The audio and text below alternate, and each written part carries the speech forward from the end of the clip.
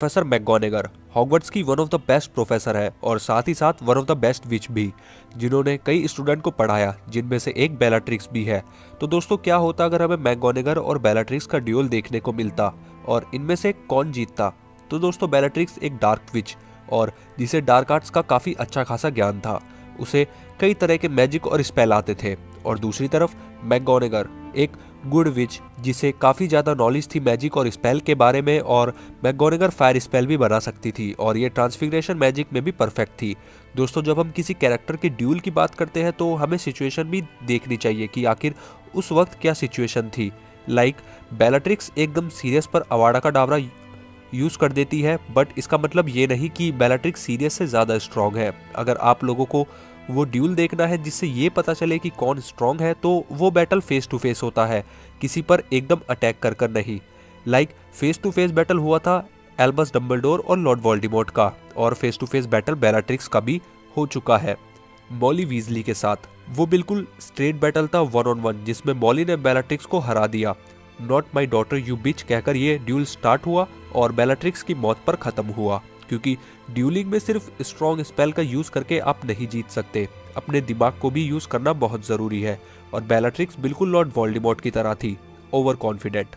तो अगर मॉली जैसी विच बेलाट्रिक्स को हरा सकती है, तो मैकगोनेगर मॉली से ज्यादा मैजिक जानती है, तो वो भी बेलाट्रिक्स को हरा सकती है। और हमें ये नहीं भूलना चाहिए कि मैकगोनेगर काफी स्ट्रॉन्ग है। बैटल ऑफ हॉगवर्ट्स में वो मौजूद थी और उसने कई डेथ ईटर्स को मारा और लॉर्ड वोल्डेमॉर्ट की सेना को पूरी टक्कर दी थी।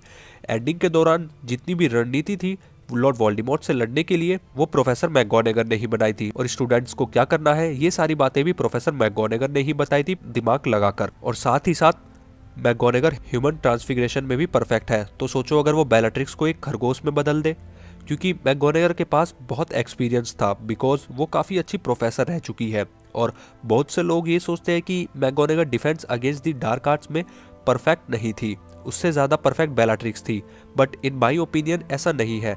Defence against the dark art में सिर्फ अवाडा का डावरा ही नहीं आता है। हमने बैटल ऑफ हॉगवर्ट्स के दौरान मैकगोनेगर की पूरी पावर का यूज होते हुए देखा है कि कैसे उन्होंने हॉगवर्ट्स को प्रोटेक्ट करने के लिए चार्म यूज करा, और ये काफी स्ट्रॉन्ग स्पेल है जिसे अच्छी तरह परफॉर्म ग्रेट विजार्ड और विच ही कर सकते हैं। अनमूवेबल ऑब्जेक्ट में जान डाल दी ताकि लॉर्ड वोल्डेमॉर्ट की सेना से लड़ा जा सके, और ये स्पेल भी स्ट्रॉन्ग है जिसे स्ट्रॉन्ग विजार्ड और विच ही यूज कर सकते हैं, और इन स्पेल्स के लिए काफी ज्यादा नॉलेज होनी भी जरूरी है। और दोस्तों, जब जब मैं मैकगोनेगर को देखता हूँ तो मुझे ऐसी लगता है कि वो बिल्कुल हरमाइनी की तरह है। वो ब्रेव है, अपना दिमाग यूज करती है और उनमें नॉलेज कूट कूट कर भरी हुई है, और सारे ही मैजिक और स्पेल का उन्हें ज्ञान है, क्योंकि उनके पास एक्सपीरियंस भी बहुत ज़्यादा है। अब दोस्तों, आप लोगों में से बहुत से लोग सोचोगे कि बेलाट्रिक्स क्रूर और अत्याचारी है, लेकिन दूसरी तरफ आप ये भी देखिए कि मैकगोनेगर शांत दिमाग की है और शांत दिमाग चीज़ों को हैंडल करना जानता है। तो मेरे हिसाब से अगर इन दोनों का ड्यूल हुआ तो ऑफकोर्स मैकगोनेगर ही जीतेगी। अगर मॉली जो है बेलाट्रिक्स को हरा सकती है, तो मैकगोनेगर भी बेलाट्रिक्स को हरा सकती है।